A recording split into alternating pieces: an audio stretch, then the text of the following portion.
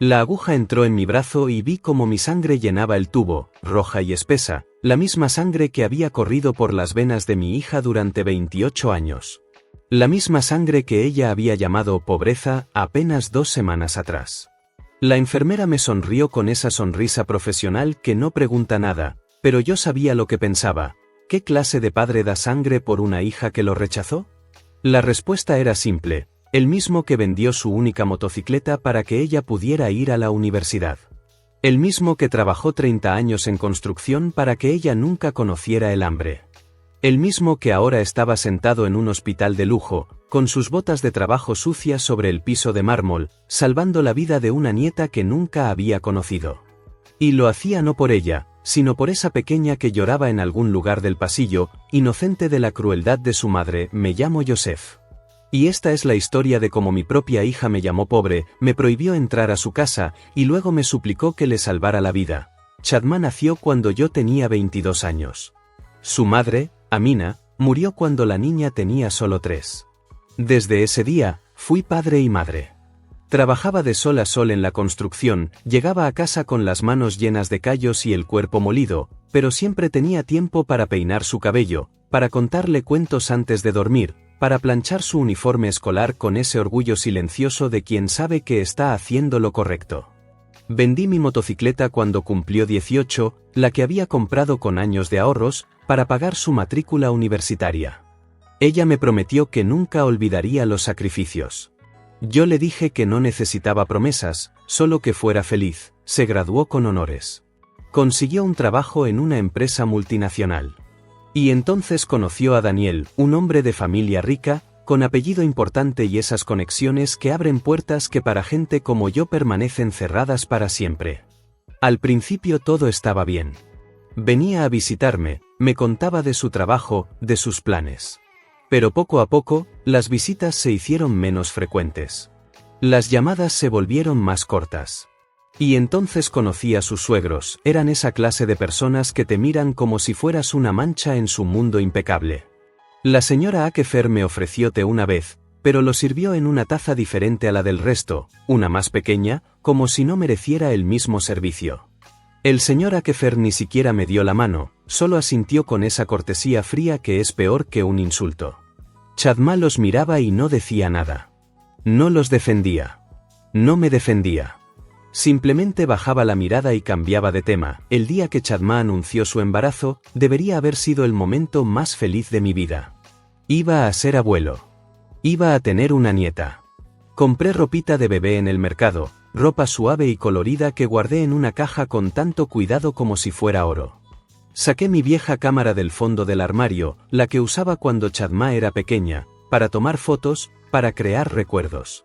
Esperé con paciencia, pensando que me llamaría, que me diría: papá, ven a conocer a tu nieta. La llamada llegó, pero no fue la que esperaba. Estaba en el garaje, arreglando una vieja radio, cuando el teléfono vibró.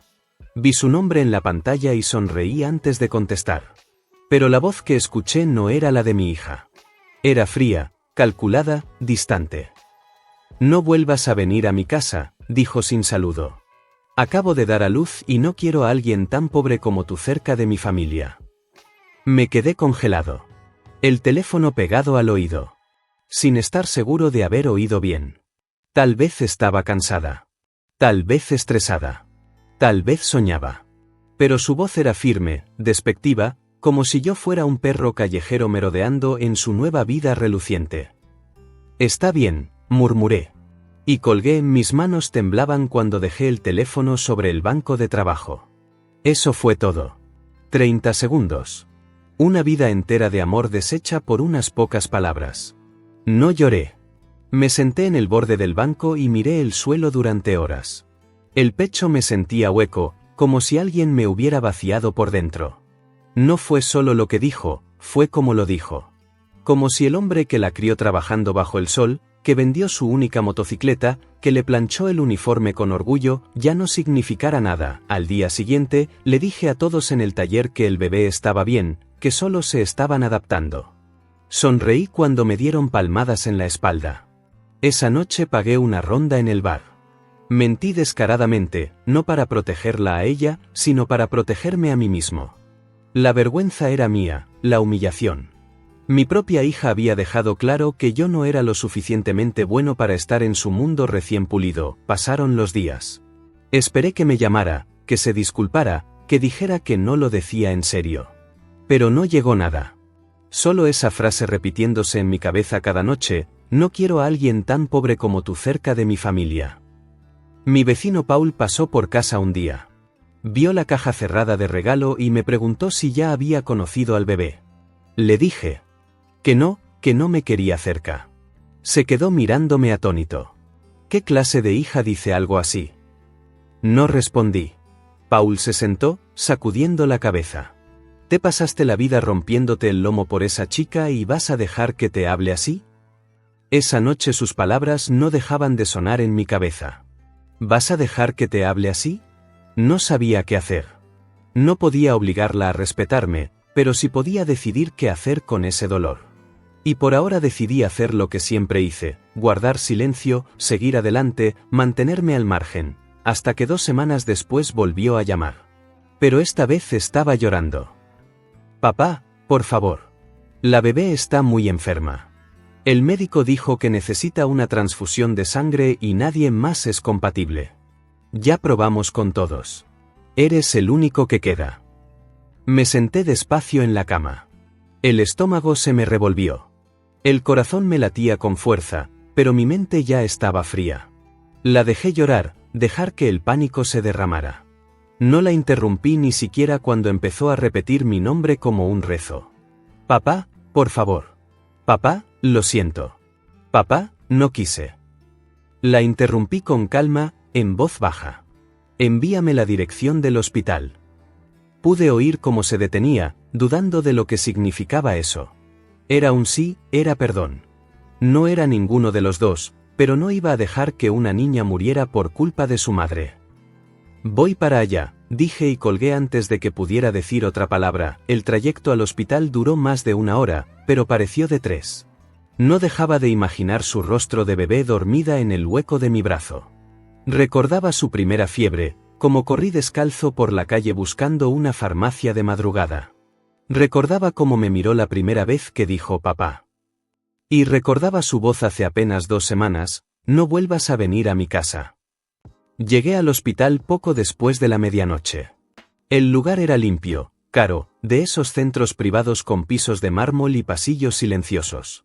Entré con mis botas de trabajo y mi chaqueta vieja. La recepcionista me miró de arriba abajo con duda hasta que le di mi nombre. Cuando vi a mi hija sentada en la sala de espera con los ojos hinchados de tanto llorar, casi se me detuvieron los pies. Me miró como si no supiera qué decir. Su esposo estaba a su lado, callado, con las manos en los bolsillos. No me saludó, no me dio la mano, solo asintió como si me estuviera haciendo un favor reconociendo que existo. Tampoco le hablé, me sacaron sangre rápidamente. No hice preguntas. No pedí agradecimientos. Miré la pared mientras la aguja entraba, viendo cómo la línea roja llenaba el tubo. En algún lugar del pasillo se oía el llanto de un bebé agudo, desgarrador. Esa es ella, pensé. Mi nieta. Nunca la había sostenido en brazos, nunca había visto su rostro y, sin embargo, estaba sangrando por ella. Después me ofrecieron jugo y un sándwich. Lo rechacé. No quería consuelo, quería distancia, solo quería volver a casa. Pero al salir de la sala de recuperación, mi hija me esperaba ahí sola. Su esposo no estaba. Papá, dijo en voz baja, extendiendo el brazo para tocarme. Retrocedí. Por favor. Yo no quise decir lo que dije. La miré directamente a los ojos. ¿Lo dijiste en serio? ¿No nos insultes fingiendo que no? Se le llenaron los ojos de lágrimas. Se veía tan pequeña, como una niña atrapada pidiendo perdón, no por arrepentimiento, sino por necesidad. Estaba abrumada, balbuceó. Dije cosas horribles, pero estaba asustada. No quería que me vieras así, débil, desordenada, vulnerable. Y ya sabes cómo son mis suegros. Levanté una mano. No expliques. No estoy aquí por ti, estoy aquí por esa bebé y solo porque ella es inocente. Parpadeó fuerte. Así que eso es todo. ¿Me vas a desheredar? Di un paso atrás. Tú me desheredaste el día que decidiste que yo no era digno de estar cerca de tu familia perfecta. ¿Querías distancia? Te la di. No intentes acercarte ahora solo porque necesitas algo. Entonces rompió en llantos sollozos que retumbaban por el pasillo. Una enfermera miró, luego apartó la vista. Yo me quedé ahí firme, sin moverme. No la abracé. No ofrecí consuelo. Solo me fui con mis botas resonando sobre el piso de baldosas. Esa noche no dormí. Me senté en el borde de la cama mirando mis manos. Manos que construyeron casas, arreglaron motores, secaron lágrimas. Manos que acababan de dar sangre por una niña que ni siquiera conocía aún. Lo sentía todo a la vez: ira, dolor, culpa, incluso vergüenza. No por lo que hice, sino porque habíamos llegado a esto. Mi hija me había descartado como si fuera una herramienta rota y ahora quería que lo olvidara todo solo porque de repente recordó que yo le servía de algo. 3 noches después del hospital, estaba acostado en el sofá con la televisión encendida en silencio. Entonces sonó el teléfono de nuevo. Era tarde, casi las 11. Miré la pantalla, mismo número, mismo nombre, pero esta vez esperé. Dejé que sonara hasta el último segundo antes de contestar. Hola. Silencio al principio, luego un sollozo. Su voz sonaba suave. Ya está bien. Los doctores dicen que va a estar bien. Cerré los ojos. El alivio me golpeó como una ola lenta y silenciosa. No fue alegría ni felicidad, solo alivio. Qué bueno, dije. Quería que lo supieras. Asentí aunque ella no podía verme. Está bien, respondí, más silencio. Entonces susurró: papá, ¿podemos hablar? Apreté el teléfono con más fuerza. Sentí la garganta cerrada. No sé qué esperas que te diga, respondí, solo exhaló con nerviosismo. Siento que lo arruiné todo. No lo arruinaste, dije en voz baja. Lo terminaste. Pude oír su respiración entrecortada, agotada. Sé que lo que dije no tiene perdón, murmuró. Lo he estado pensando todos los días. Ni siquiera sé por qué lo dije así. Estaba asustada. Pensé que me ibas a avergonzar. Esas palabras me golpearon distinto, no porque fueran nuevas, sino porque eran honestas. Me levanté y empecé a caminar lentamente por la sala. ¿Pensaste que te iba a avergonzar? No respondió, pero el silencio fue suficiente. Tragué saliva. Así que todos estos años, los sacrificios, las noches sin dormir, las manos destrozadas, los prestamistas que mantuve lejos para que tú pudieras estudiar, nada de eso significó nada. Todo lo que viste en mí fue pobreza. No, lloró. No es eso. Es solo que me casé con gente de otro mundo. ¿Son tan juzgadores, papá? No tienes idea de cómo me miran, de cómo te miraron cuando vieron esa foto vieja que tenía en el móvil. Tenía miedo de que usaran tu imagen para hacerme sentir menos. Solté una carcajada amarga. Así que decidiste hacerme sentir menos tú primero. ¿Te adelantaste? No quise. No mientas ahora, la corté. Dijiste cada palabra con intención. Me llamaste pobre como si fuera una maldición. Como si ser tu padre fuera una infección que necesitabas mantener fuera de tu nueva vida reluciente. Se quedó callada otra vez y entonces finalmente susurró: sé que no merezco tu perdón. No, no lo mereces, dije. El silencio se alargó. Se sintió como minutos. Ella no discutió, no suplicó, solo se quedó con ello. Creo que en ese momento comprendió algo que antes no había entendido, que no todas las heridas se cierran con un lo siento. Algunas se quedan abiertas porque la disculpa llega demasiado tarde o porque el dolor es demasiado profundo. Finalmente dije: no te impediré sanar. No voy a envenenar el aire entre nosotros, pero no esperes que el viejo yo cruce por tu puerta. ¿Puedo al menos ir a verte?, preguntó. Dudé. Lo pensé. Pensé en cómo se vería eso, en si ayudaría o heriría más. Entonces dije: tal vez no hoy, tal vez no este mes. Está bien, susurró. Esperaré. Colgué poco después. No me despedí. No prometí nada, solo terminé la llamada. Más tarde esa semana, estaba de vuelta en el taller cuando Paul volvió a aparecer. Se apoyó contra la puerta abierta del garaje y dijo: ¿Hablaste con ella otra vez? Asentí. Y se disculpó. Paul resopló. ¿Y tú simplemente la perdonaste así como así? Negué con la cabeza. No, solo la dejé hablar. Eso es todo. Me observó un rato. ¿Estás seguro de que no te estás ablandando por ella? Hablé por la verdad. Yo siempre fui bueno con esa niña. Si quiere que vuelva a su vida, va a tener que ganárselo. Paul gruñó. No lo hará. Tal vez, respondí. Pero esa ya es su carga, no la mía. No esperaba la carta. Llegó un miércoles por la mañana, metida bajo mi puerta en un sobre tan limpio y color crema que parecía ajeno a mi casa polvorienta y envejecida. La miré durante un buen rato antes de abrirla. Su letra no había cambiado mucho desde que era adolescente, redonda, cuidadosa. Y sin embargo, no había nada elegante en su contenido. Eran puras disculpas. Página tras página de culpa cuidadosamente tejida en frases que evitaban enfrentar la verdadera responsabilidad. Escribía que no sabía qué le había pasado, que las hormonas y la presión la habían quebrado. Decía que me extrañaba, que quería que su hija, mi nieta, creciera conociendo al hombre que crió solo a su madre. Y luego al final, como un susurro apenas escrito, decía, si quieres, puedes conocerla ahora. Te lo mereces. Me temblaron las manos al volver a guardar la carta en el sobre. Quise quemarla, tirarla, enterrarla bajo el fregadero, pero no lo hice. La puse sobre la repisa al lado de la foto de su madre y me alejé. 3 días después recibí otra llamada, esta vez del administrador del hospital. Al parecer habían enviado una carta de agradecimiento y querían informarme que la bebé se había estabilizado y sería dada de alta. No mencionaron a la madre ni mostraron gratitud, solo frialdad logística. Esa llamada selló todo para mí.